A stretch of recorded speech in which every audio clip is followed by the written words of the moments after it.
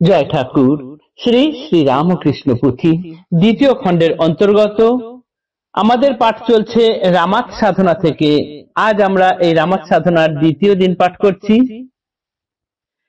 আজ আমরা পাঠ করব পৃষ্ঠা সংখ্যা 89 এর কিছু অংশ থেকে পৃষ্ঠা সংখ্যা 90 এর কিছু অংশ পর্যন্ত।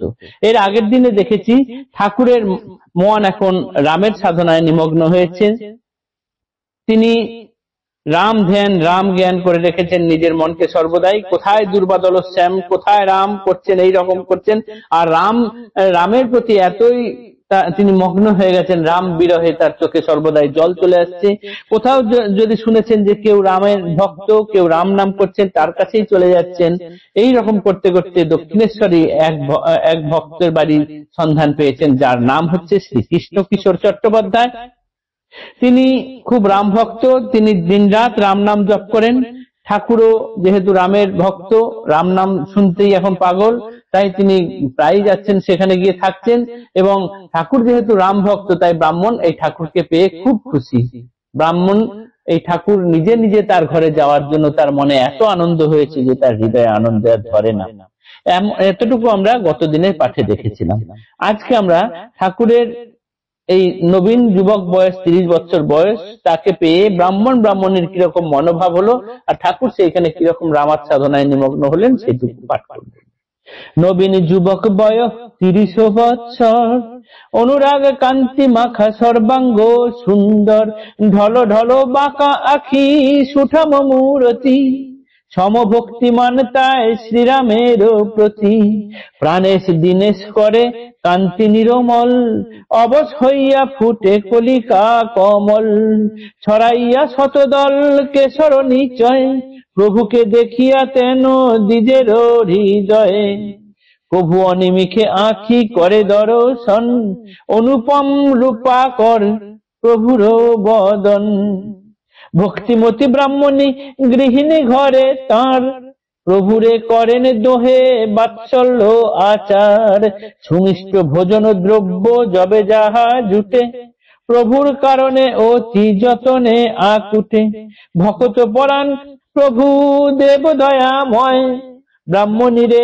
হইলেন বড়ই সদয়, যে বলে প্রভুরে চিনে রাম নারায়ণ, মহাভাগ্যবতী সতী আরাধ্য চরণ, যদ্যপি ব্রাহ্মণ কভু মায়া বসে ভুলে, নরজ্ঞানে প্রভু দেবে কোন কথা বলে, অমনি ব্রাহ্মণী কন আপন পতিরে, ভ্রান্ত এত কিবা কথা কও তুমি কারে, চিনিতে না পারিতেছ কেবা এই জন, বাহ্য রূপান্তরে সেই কৌশলানন্দন, ভাগ্যবান ভাগ্যবতী ব্রাহ্মণ ব্রাহ্মণী, ভবনে বসিয়া পায় অখিলের স্বামী, কাতরে অধম করে মিনতি চরণে, প্রভু পদে রহে মতি ভিক্ষা দেহ দিনে। ঠাকুর এখন মাত্র নবীন যুবক, তার মাত্র 30 বছর বয়স। তার অনুরাগ কান্তি মাখা এই সর্বাঙ্গ সুন্দর শরীর, ঢল ঢল বাঁকা আঁখি, সুঠাম তার মূর্তি, এই রকম শরীর এবং সেই রকমই তার ভক্তিমান মন শ্রী রামের প্রতি, প্রাণেশ দিনেশ করে কান্তি নিরমল, অবশ হইয়া ফুটে কলিকা কমল, ছড়াইয়া শতদল কেশর নিচয়, প্রভুকে দেখিয়া তেন দ্বিজের হৃদয়। ঠাকুরকে দেখে ওই ব্রাহ্মণের মনেও এরকম উৎফুল্লের সৃষ্টি হয়েছে যে স্বয়ং রাম যেন আমাদের ঘরে এসেছেন। প্রভু অনিমিষে আঁখি করে দর্শন, অনুপম রূপাকর প্রভুর বদন, ভক্তিমতী ব্রাহ্মণী গৃহিণী ঘরে তার, প্রভুরে করেন দোহে বাৎসল্য আচার।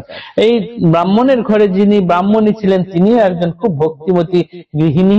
এই দুজনে মিলে ঠাকুরকে তাদের সন্তান সম করে ভালোবাসতেন এবং ঠাকুরকে কিছু খাওয়ানোর জন্য তারা যেখানেই যা ভালো জিনিস পেতেন, মিষ্ট দ্রব্য যা কিছু পেতেন, সেগুলো যত্ন করে কুড়িয়ে বাড়িয়ে নিয়ে এসে রাখতেন, রেখে এসে ঠাকুরকে অর্থাৎ আমাদের রামকৃষ্ণ দেবকে দিতেন।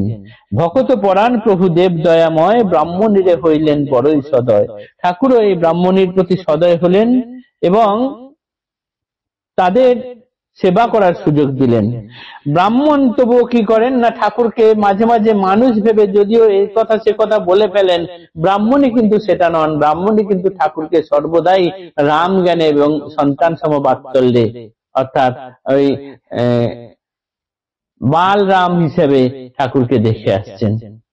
অমনি অর্থাৎ ব্রাহ্মণ যদি কখনো কিছু বলে দিচ্ছেন, অমনি ব্রাহ্মণই তাকে সঙ্গে সঙ্গে বলে উঠছেন, তুমি এত আজে বাজে কথা কাকে বলছো, জানো না, চিনতে পারছো না কে এ?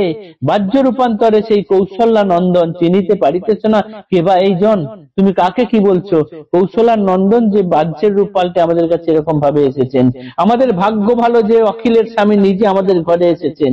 তাই পুথিকার এখানে বলছেন, কাতরে অধম করে মিনতি চরণে, প্রভু পদে রহে মতি ভিক্ষা দেহ দিনে। ঠাকুর এই ভিক্ষা দাও যেন তোমার পদে আমাদের মতি থাকে। আজকের পাঠ এতটুকুই থাকলো। আগামী দিনের পরের অংশ পাঠ করব। জয় ঠাকুর, নমস্কার।